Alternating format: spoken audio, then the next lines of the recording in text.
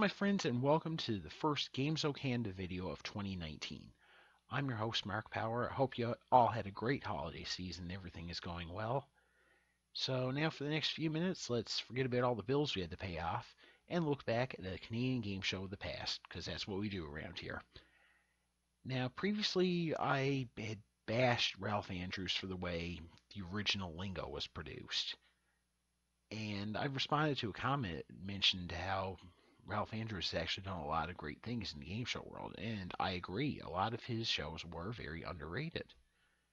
It's just that towards the end of his career, things kind of went downward, and a lot of those last few shows were flops.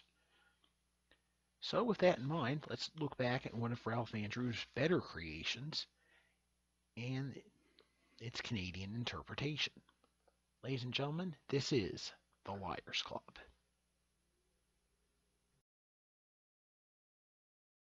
The Liars Club ran in the US originally for one season in 1969 and was hosted by Rod Serling. Yes, the same Rod Serling that created and hosted The Twilight Zone. After only a year, it failed to find an audience and was gone. But it was revived in 1974 and aired as a local show in the Los Angeles area, hosted by Bill Armstrong. Its success led to a national version, which Bill hosted for the first season, but was then replaced for the rest of the run by my favorite game show host of all time, Alan Ludden. All total, this era lasted 3 seasons. Despite only going 3 seasons, it was actually very popular.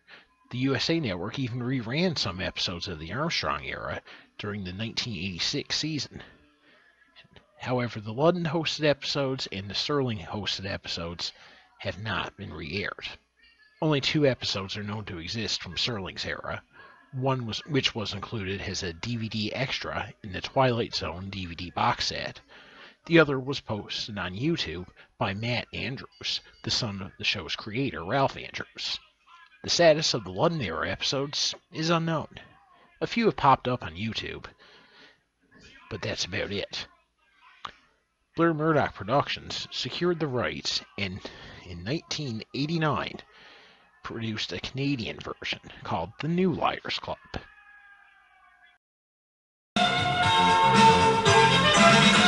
High above the hustle and bustle of these city streets, 4 of the world's greatest fiddlers are about to challenge your common sense and intuition at the regular meeting of the New Liars Club. And now meet our new members, Kate Barbezy, Jimmy Walker,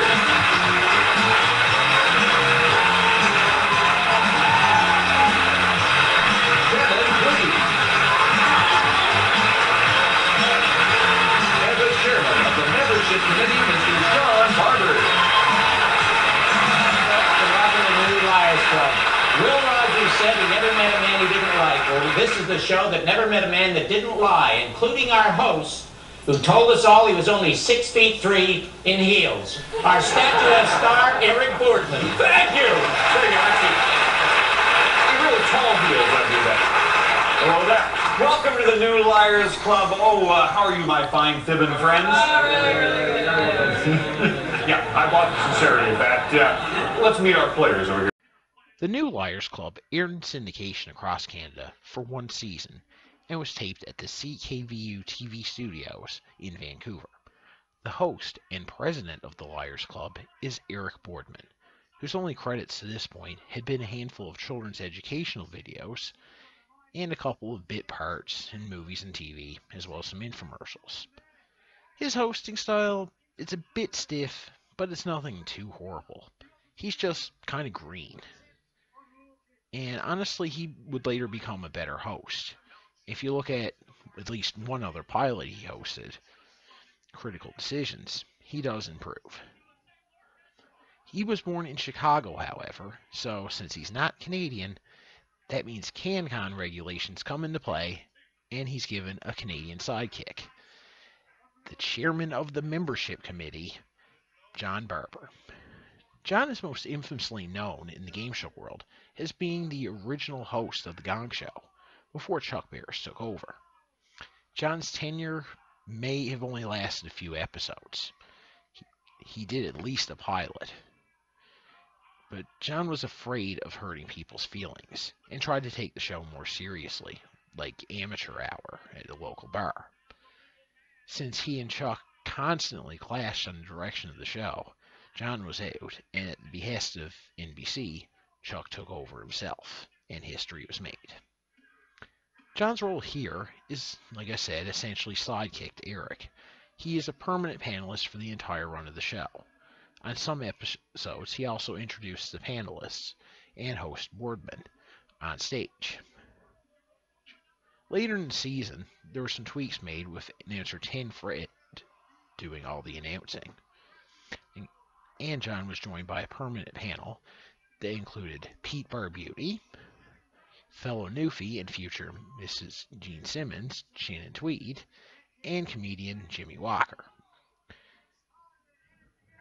But now the game. 4 contestants play. In each round, the panelists are shown an unusual object, and each of them explains what it is, how it works, etc. One is telling the true story, the others are lying. Contestants start with 100 points and wager in each round on who they think is telling the truth. Contestants can wager up to half of their points in each round to a max of 100. In round 1, a correct wager pays off at even odds. Round 2, the odds move up to 2 to 1. In round 3, the odds move up to 5 to 1. And in round 4, the odds go to 10 to 1. Also, the 4th round is the art corner, in which the panelists are shown an artwork or a piece of sculpture and tell their stories about the title of the work.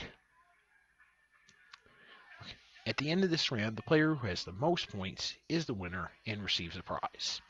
If they manage to wager correctly in all 4 rounds, they also win a bonus prize. Overall, it's a decent, fun game. Play-along potential and a few laughs. The scoring system bugs me a bit, though, because with the odds going up and up in each round, it's the last round that often makes the difference. And a player who struggled the entire show and finds himself in a distant last place just often flukes in that last round and wins it all. And for a couple other flaws, can we talk about the set? Are they filming this in a broom closet? That is one of the smallest sets I've ever seen. And then the theme music. That is so dull, boring, repetitive. So much so, just to give you a heads up, I'm not going to subject you to that theme song during the credits. This era only lasted a year, but apparently producers were confident enough to give it a spin-off. So 2 years later, we were introduced to the next line.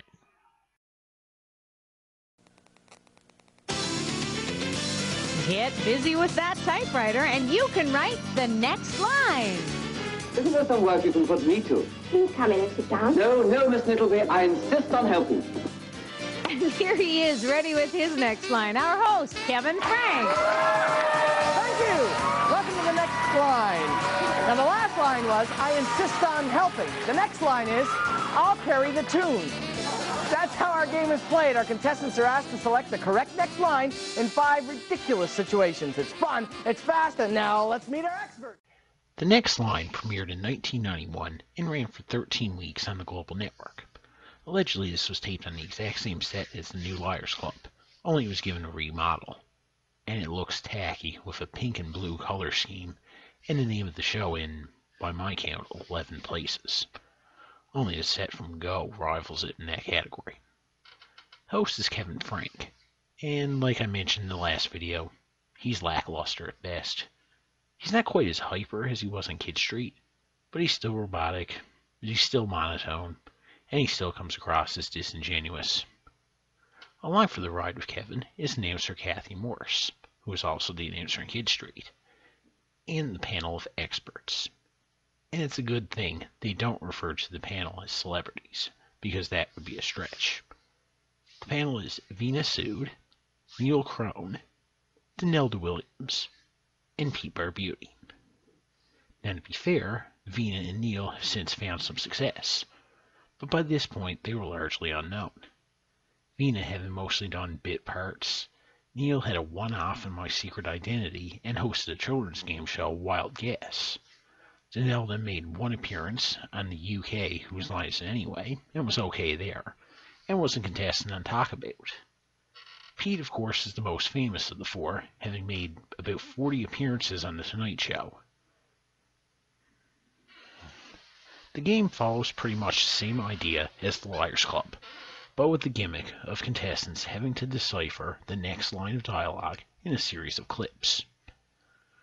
Round 1, Even Odds. A clip of a movie or TV show is shown.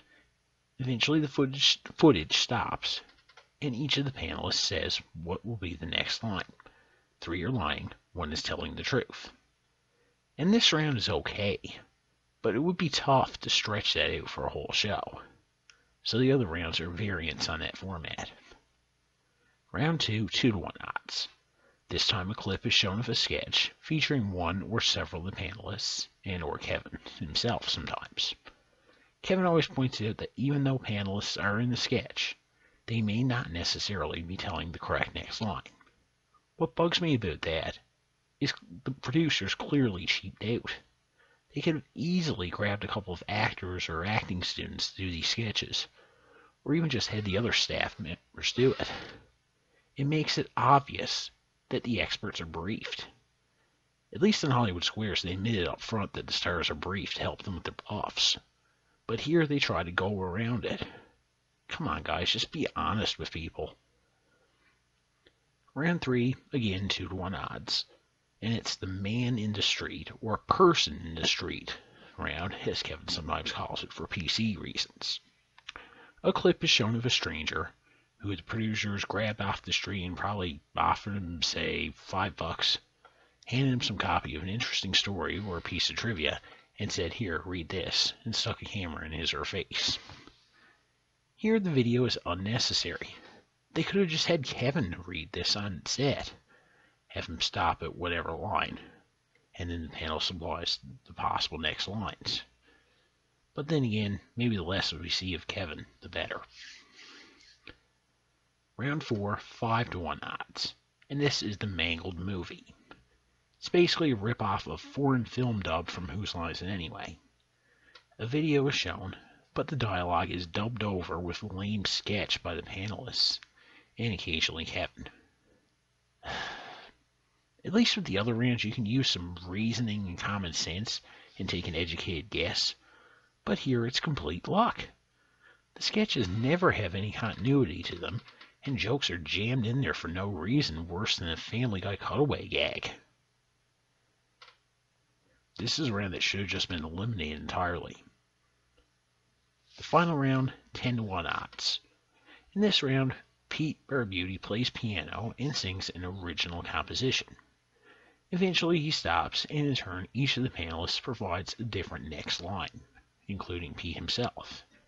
And usually there's at least one line that's obviously wrong because they have to rhyme. But once again, remember, just because he wrote the song doesn't mean he's giving the correct next line. So, total guesswork. These were all original songs, and Pete even stated in at least one episode, some of them may never be heard again. And it's probably a good thing because, let's be honest, if you have to bang out 65 new songs every season, some are going to be stinkers.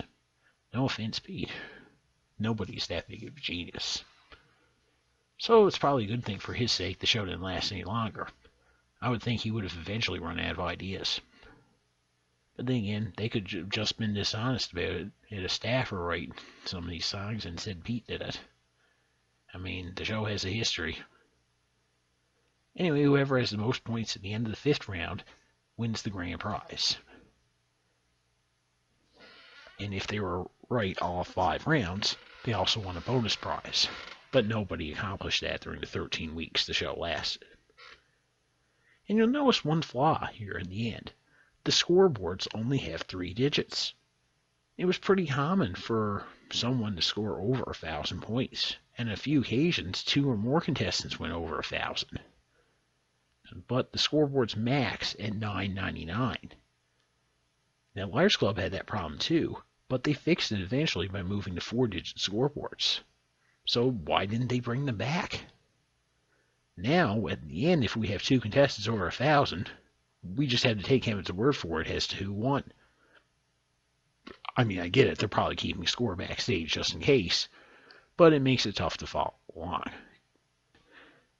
And Mr. Kathy Morse became the mayor of Maple Ridge, BC, a position she held from 1999 to 2005. And she now owns Communication West, a firm that provides public speakers and training presentations.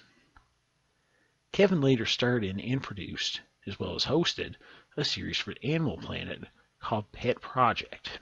It ran from 1996 to 2000, followed people and their extraordinary dogs, and it was an okay show for someone who enjoyed that sort of thing. The only really dumb part was it would feature these lame sketches with Kevin and his real-life Boston Terrier Daisy, usually reenacting famous movie scenes. Despite those annoying segments, the show received 4 Gemini Award nominations, including one in 1999 for Kevin as Best Host of a Lifestyle Information Program or Series. So I guess after a few years, Kevin learned how to be a good host, or at least an okay one. So I'm going to take it back, what I said last month. Kevin's not a bad host. He's a bad game show host. And he seems to be a good producer. So, Kevin, maybe just stick to what you do well and stay away from game shows. So that's the Canadian perspective on the Liars Club. The new Liars Club was okay, but there was no longevity to it. Next line was awful, and it got what it deserved. And Blair Murdoch should feel very lucky that it's gotten such a generous rerun treatment since. Anyway, next time out, it'll be February at Game Show Garbage, the Love Month. So, after much consideration, I've decided that we'll be looking at Canada's answer to the newlywed game, Love Handles. And that's already going to be 3 newlywed game clones that I've covered. 3 already? Ugh. Anyway, if you like what you see, be sure to donate to the Patreon and support Game Show Garbage and Game Show Canada, because even as little as $1 goes a long way. Until next time I see you, on behalf of myself, Seidelman, and the rest of the gang here at Game Show Garbage, keep your stick on the ice.